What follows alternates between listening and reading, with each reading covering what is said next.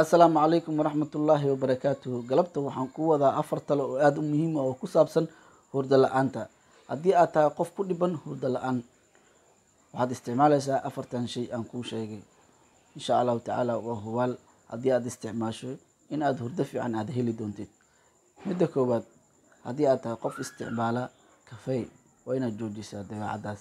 Lambar labo, haddii aad tahay qof jiifta xilliyada duhurkii ama galabtii, waa inaad joojisaa dabeecaddaas ku gaarka ah. Lambar saddex, haddii aad tahay qof habeenkii iftiinka dheeraysta moobilka oo qadka ku isticmaalaysid, waa inaad yaraysaa iftiinkiisa ama dabeecaddaas aad joojisaa. Lambar afar, waa inaad isticmaashaa moos, ama duhur isticmaal ama galab isticmaal ama subax isticmaal. Waxaa lagaa rabaa one day inaad isticmaali kartid moos.